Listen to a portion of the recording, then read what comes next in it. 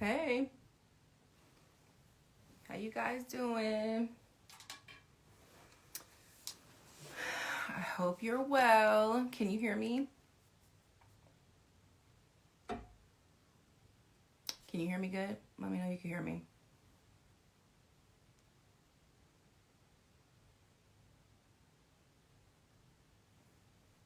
Hello. Hey, Kevin. All right, so the last time I was on here speaking about Chloe Bailey, I discussed 3 songs that were written, co-written by a songwriter named Forrest.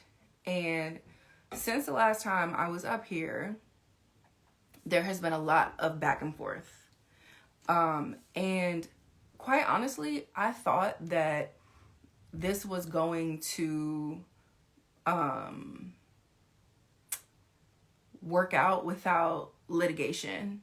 Like last week, it felt like we were finally about to close this out. And then that damn Jeremy Moore, he spun that block with that same energy.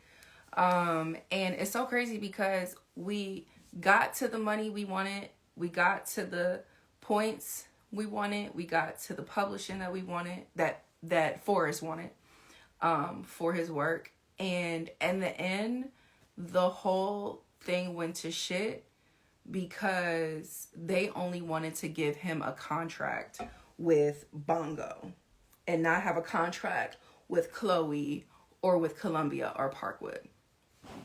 Now, throughout this whole process, Jeremy Moore has been really, really rude, and he hasn't been responsive. And so, here we are. It's so funny because last night there was like a whole lot of motion, and they sent us over a contract in the middle of the night that you could tell was clearly thrown together. And it just was like, it shouldn't have to be all of this. It just shouldn't. So, Forrest decided to proceed with litigation. And so, here we are. I'm about to read you guys the lawsuit against Chloe Bailey, Columbia Records, Parkwood Entertainment, Sony Music Entertainment, and John and Jane Doe's 1 through 10. All right, y'all ready? So this lawsuit was filed in the Southern District of New York by Melvin Moore, aka Forrest. All right, let's get to it. Plaintiff Melvin Moore, professionally known as Forrest, by and through his undersigned counsel, brings the complaint against Chloe Bailey, Columbia Records, a division of Sony Music Entertainment, Parkwood Entertainment LLC, Sony Music Entertainment Incorporated, ABC Incorporated 1 through 10, and John and Jane Doe's 1 through 10, and alleges as follows. Nature of actions. The civil action seeks damages, declaring relief and injunctive relief for defendants' willful copyright infringement, fraudulent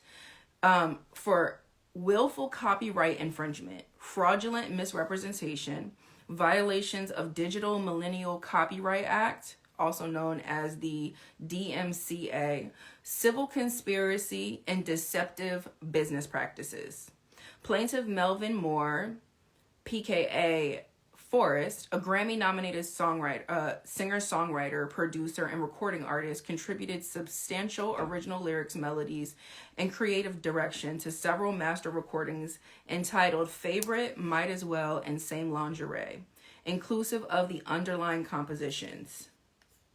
Let me see. That were commercially released by defendant and embodied on defendant Chloe Bailey's album entitled Trouble in Paradise without his knowledge or consent.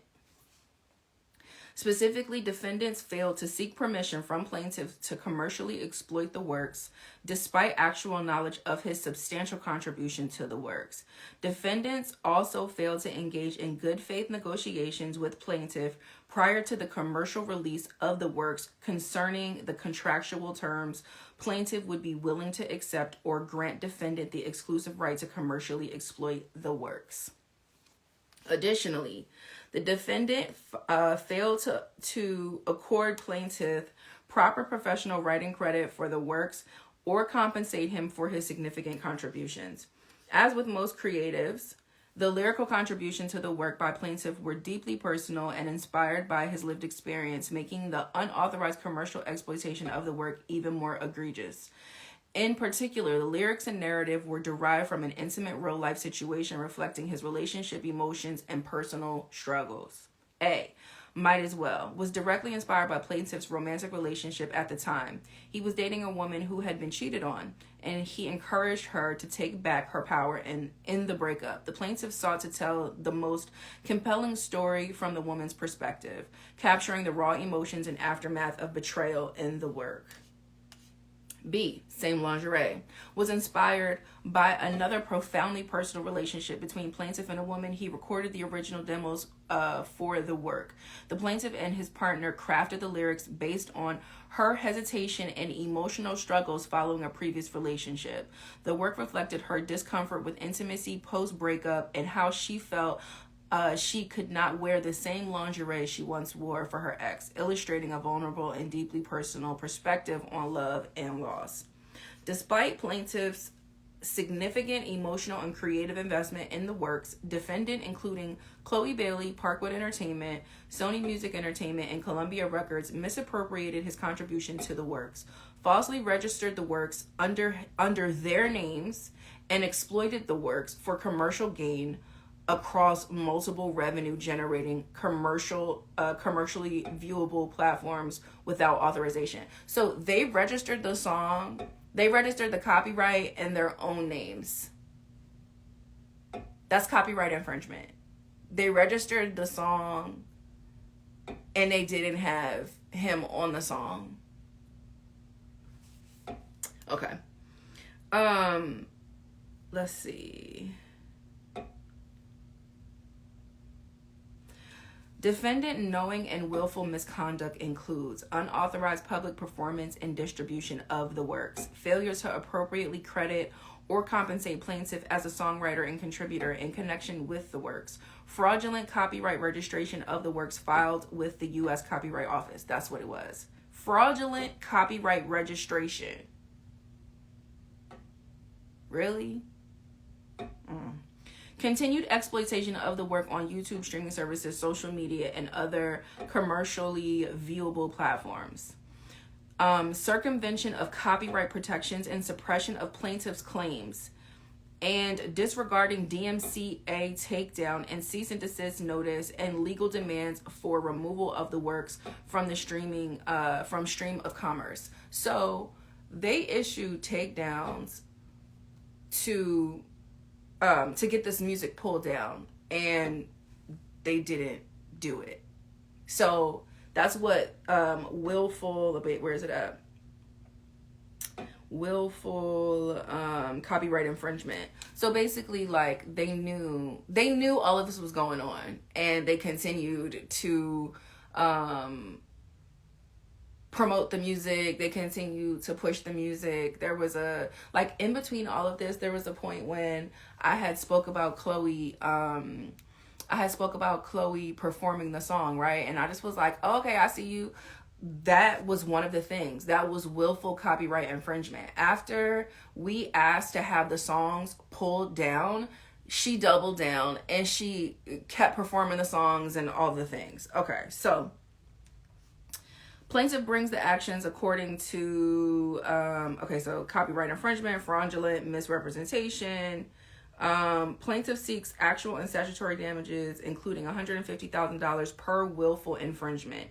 Injunctive relief preventing further commercial exploitation of the work, a full forensic audit of defendants' revenue streams from the unauthorized commercial exploitation of the work, disgorgement of profits and imposition of a constructive trust overall revenues derived from the work, an order requiring defendants to issue a public retraction and proper crediting of plaintiff pertaining to the work, punitive damages of $5 million per song, and any other relief deemed just or proper by this court. Okay. Let's see if we can get into... Okay, jurisdiction and venue.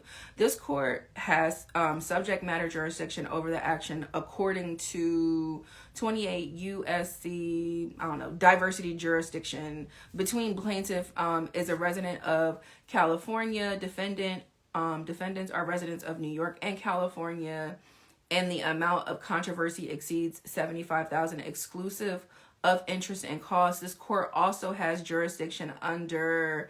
I'm not going to read that because I know y'all not going to understand what this is talking about. Okay, so the parties. Plaintiff Melvin Moore, PKA Forrest, is an individual domiciled in Woodland Hills, California. He is a Grammy-nominated professional singer, songwriter, producer, and recording artist. Plaintiff Melvin Moore, period. Thank you. You know who I'm saying thank you to. Plaintiff Melvin Moore, PKA, is a renowned singer-songwriter producer who has collaborated with Grammy Award-winning A-list performing artists and contributed to several hit records that have achieved commercial success and critical acclaim and have undoubtedly positively impacted the culture of music and entertainment. His work spans multiple genres, cementing his reputation as one of the industry's most sought-after songwriters. Plaintiff has written and contributed to hit records for the following Grammy-winning and or gold and platinum-selling artists, including but not limited to G-Eazy, French Montana, Usher, Ty Dolla $ign, Chris Brown, 2 Chainz, John Legend, Jason Derulo, BTS, Kanye West, Trey Songz, and Drake. The aforesaid contributions by plaintiff reinforce the egregious nature of defendant's conduct in failing to acknowledge plaintiff's rightful authorship in the work and the defendant's unwillingness to compensate plaintiff in accordance with his contributions to the work and the overall music and entertainment industries. Plaintiff's unique storytelling ability, lyrical craftsmanship, and melodic genius have contributed to the success of some of the biggest commercially released works in modern music history, both domestically and internationally. The plaintiff's extensive music catalog showcases his ability to collaborate with global superstars, shaping their sound and elevating their projects to mainstream success.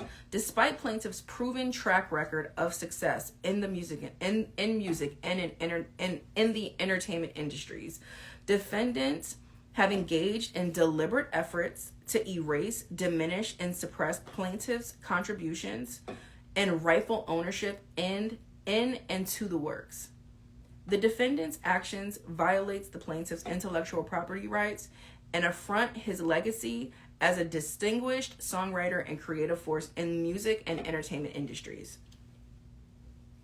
Defendant Chloe Bailey is an individual domiciled in Sherman Oaks, California. She is a professional recording artist signed to Columbia Records and the primary beneficiary of the works.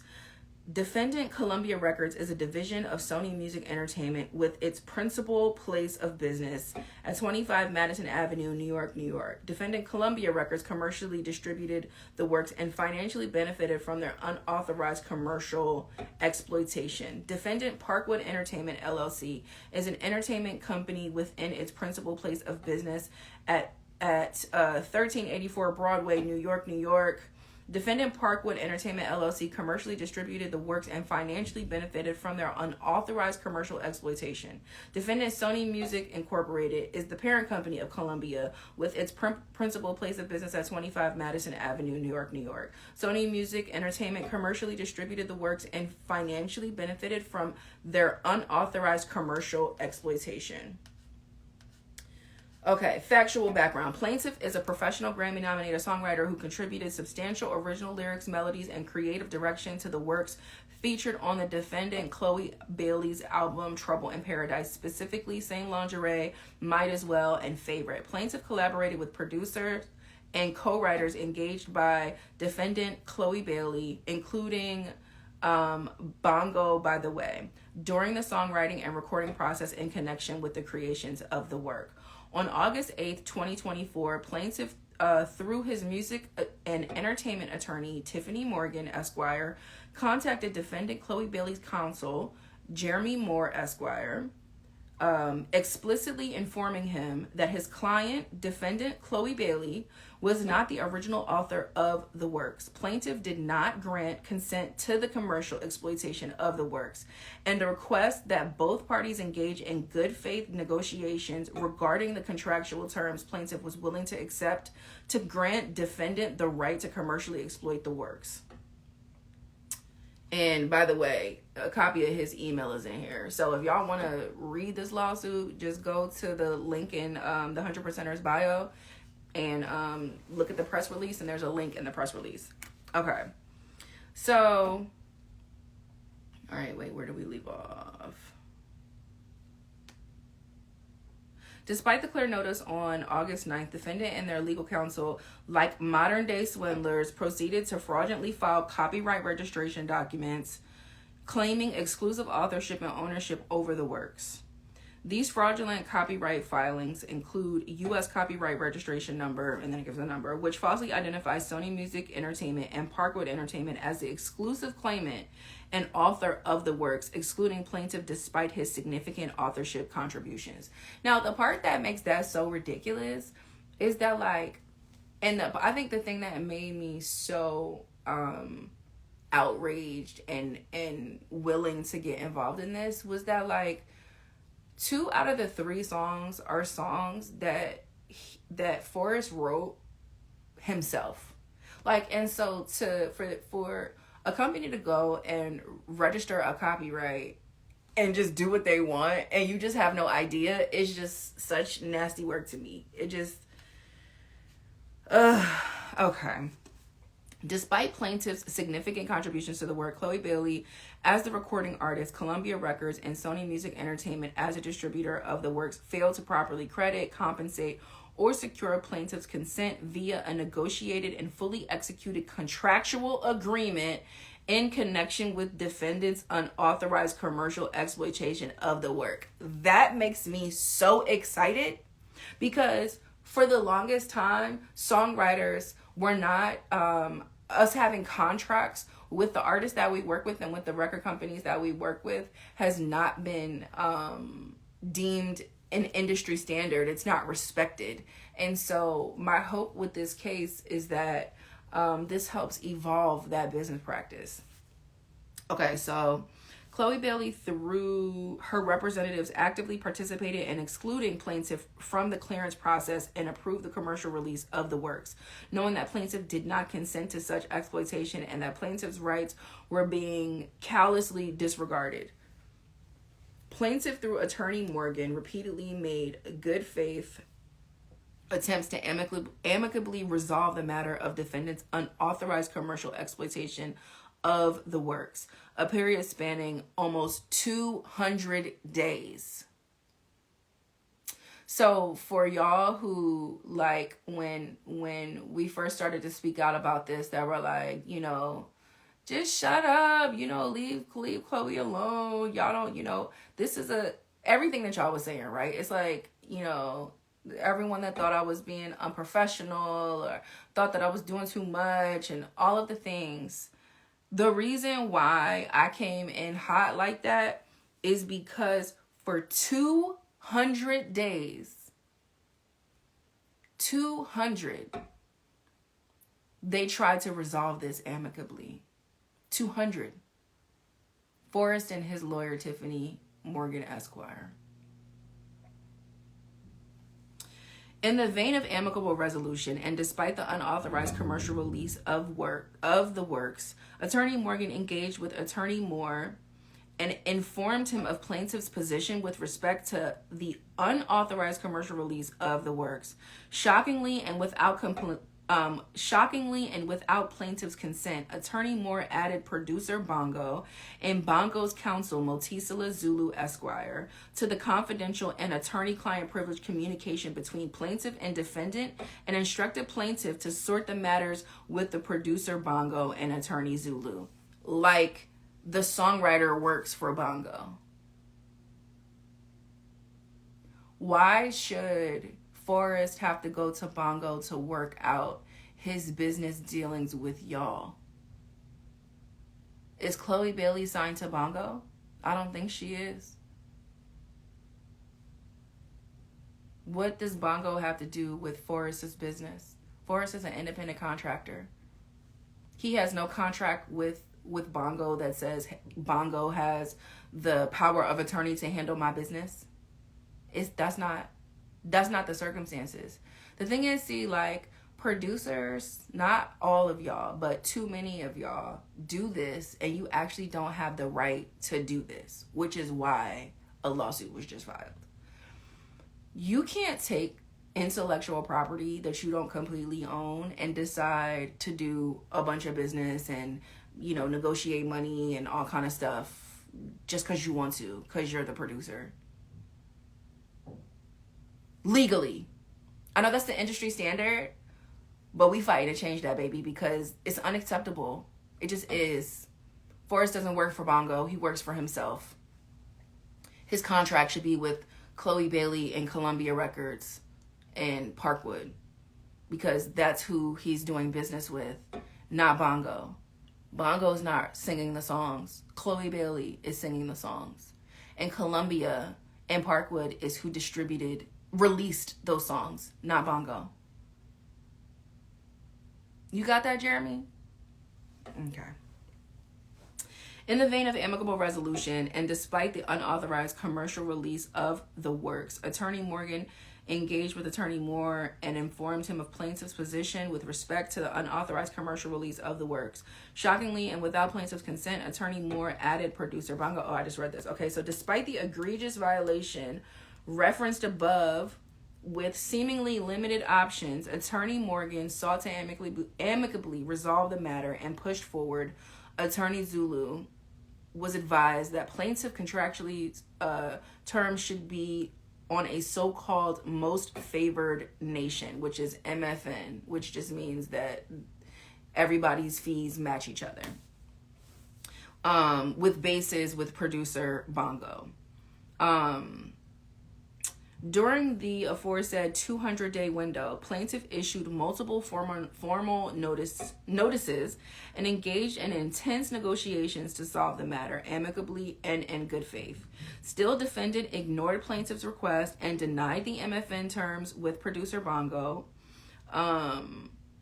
Notably, Attorney Moore refused to engage with plaintiff and or Attorney Morgan during almost the entirety of the negotiation, which is like, I kind of feel like Jeremy's energy is definitely giving like, I'm too good to talk to you. I'm above you. I don't have to talk to you. Like when he said to Forrest on that phone call a few weeks back, I don't need your consent.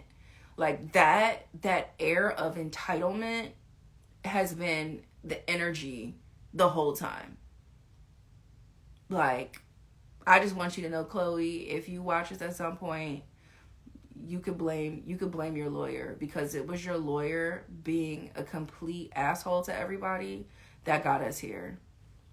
Because all of this was negotiated, like I said earlier. We got it all worked out, but Jeremy was too good to respond. Jeremy felt like, I don't have to do this. It's not a good look. It's not a good look. And I don't know if that's how you want him to act on your behalf or not. Like, I'm not sure. I don't know you, but it's not a good look. It's not a good look. Okay, so upon information and belief, one can only surmise that Attorney Moore believed that his client was covered due to the defendant's deceptive act of registering plaintiff's work with the U.S. Copyright Office less than 24 hours after plaintiff, through counsel, put them on notice of his ownership interest in the works.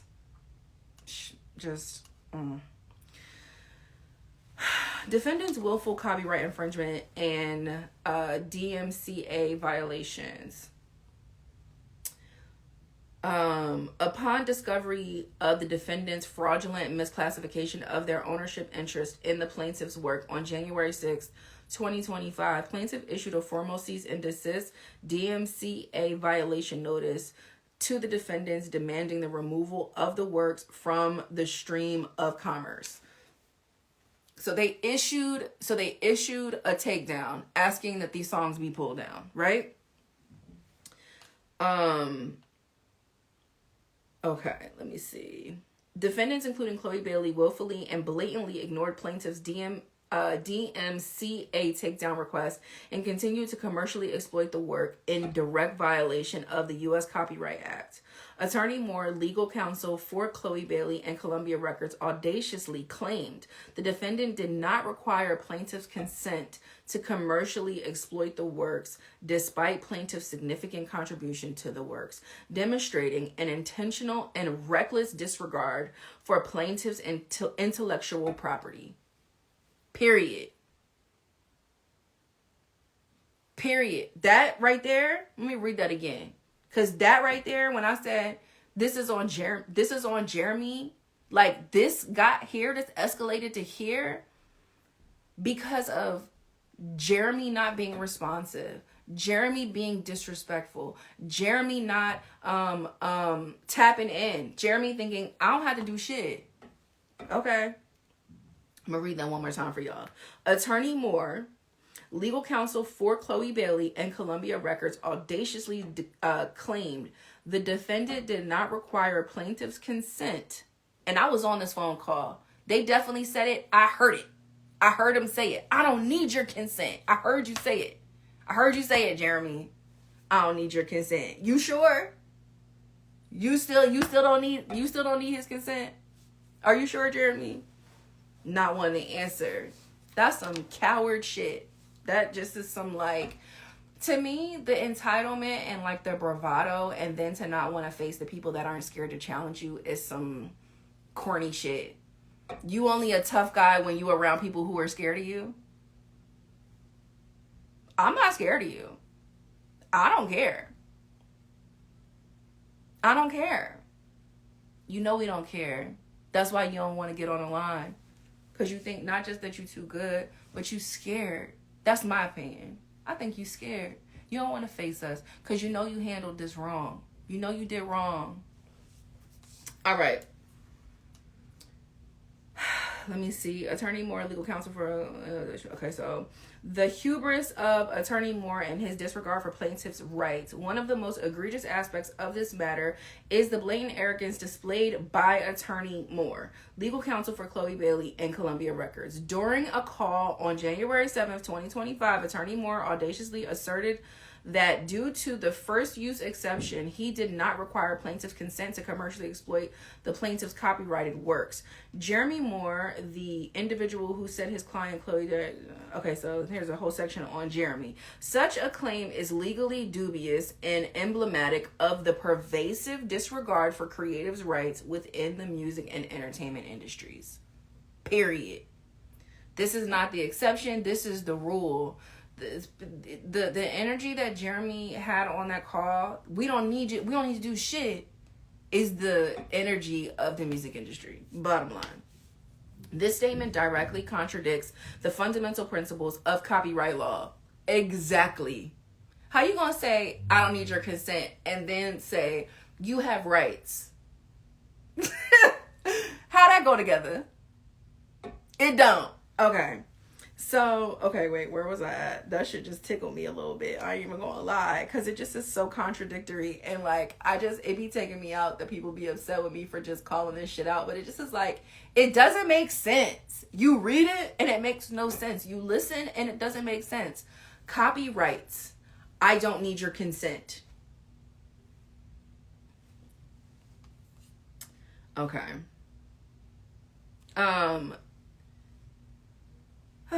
This statement directly contradicts the fundamental principles of copyright law, which afford authors exclusive rights over their works, including the right to control distribution, reproduction, and public performance. Attorney Moore's dismissive attitude underscores a larger systemic issue. Major record labels and their legal representatives operating under the assumption that they can appropriate independent creators' work without proper credit, compensation, or legal agreements in place. Shall we read that again?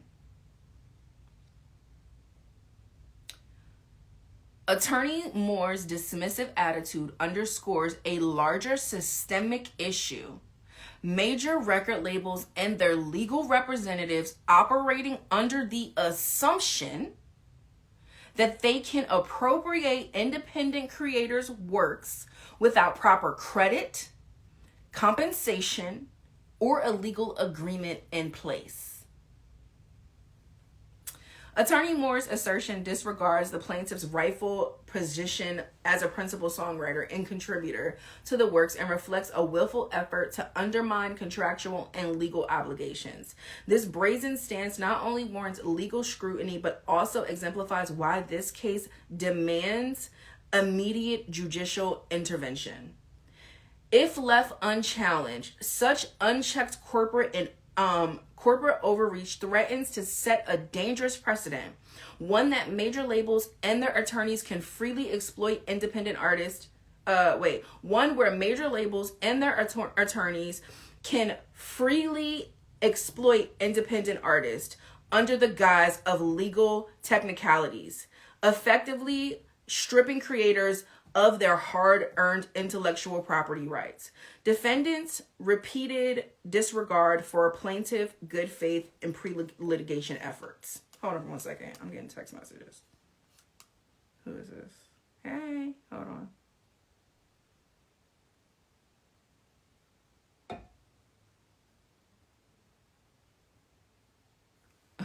I got you.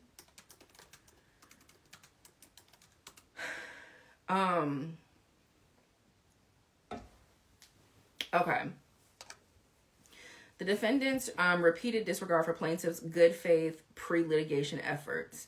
In an effort to resolve this matter amicably and without resorting to litigation, the plaintiff sent multiple formal notices and cease and desist letters to the defendants and their legal counsel. These communications explicitly informed the defendant of the plaintiff's authorship and rights over the disputed works. Hold on, where's my other phone at? Hold on. Hold, please.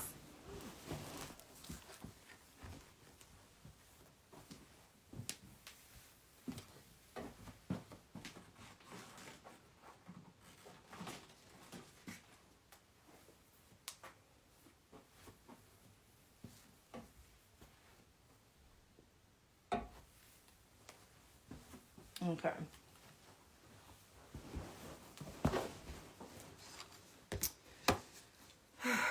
Hold on.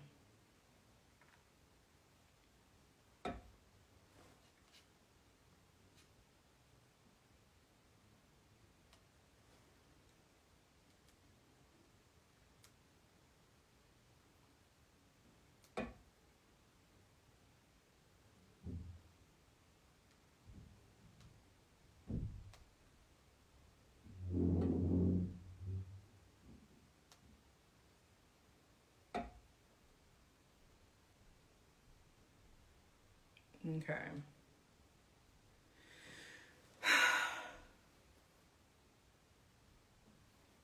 Okay.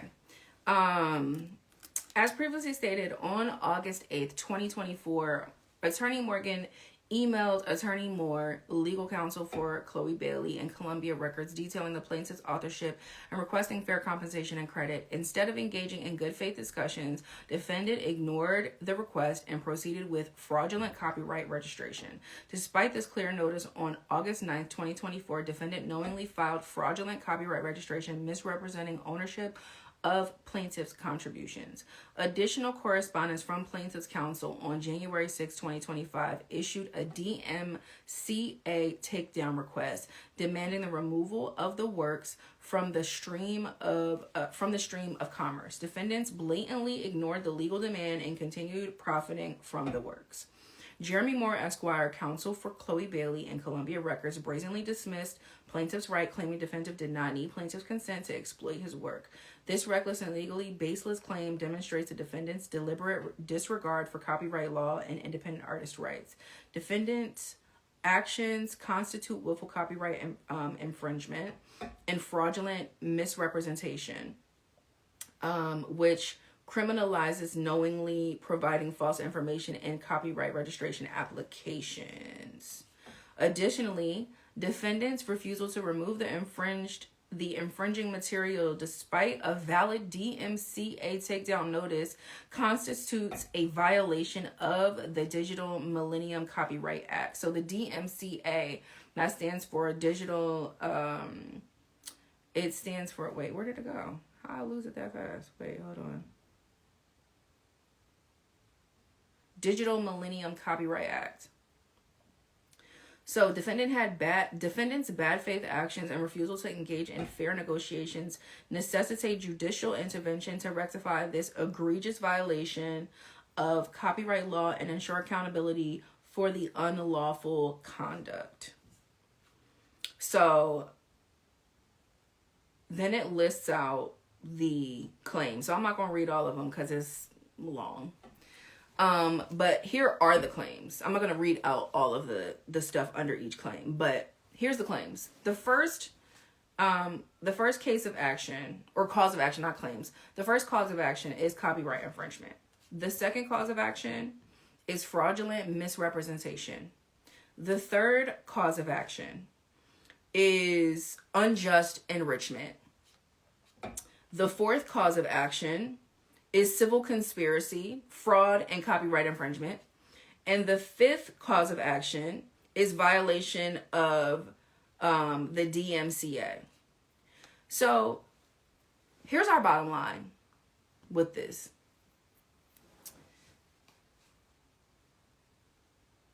You, and I'm saying record labels, artists, producers, you cannot take the music that we create together and do whatever the fuck you want to do with it. Because you do not own it. We own it. I don't care what part of the song you own, whether you own the master or whether you own the composition. We own this house together. And you can't go sell this house without us. You can't draw up contracts that are legally binding for anybody without the consent and the signatures of everybody that owns this house. You can try and use the First Use Copyright Act bullshit all you want. But guess what? We have rights under contract law. We have rights as independent contractors. We have rights as owners of IP. You can't just do whatever you want. And you can try to finesse that little piece of the law all you want, but I bet you this is a losing hand. And I hope that for the artists, record labels, and producers out there watching who are going to watch as this goes down, I hope that you pay attention. Producers, I hope you pay attention because y'all are about to watch the record label throw Bongo under the bus. That's exactly what's about to happen. The same way they've already been doing. Call Bongo, call Bongo, call Bongo. Chloe Bailey is not signed to Bongo. Chloe Bailey is signed to Parkwood and Columbia Records. What they allowed Bongo to do is on them. But we don't answer to Bongo or Motisala, his lawyer. We don't work for Bongo. Forrest does not work for Bongo. Forrest works for Forrest. Bongo took his music and did whatever he wanted with it. And when the label found out about it, they did nothing. For 200 days, Forrest and Tiffany Morgan went back and forth with Jeremy Moore and Motisala Zulu to no avail. I came in at the tail end.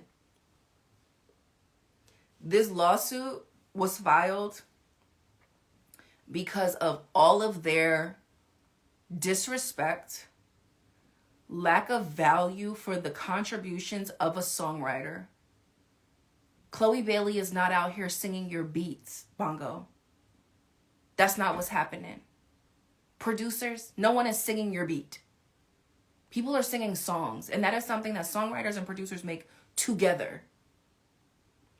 I understand that the industry standard has fooled you into believing that doing business like this is legal, but guess what?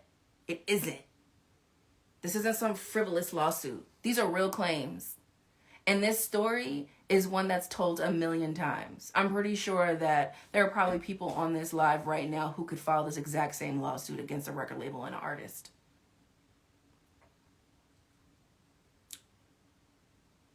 We weren't bluffing. Y'all played in his face for 200 days. We gave you January.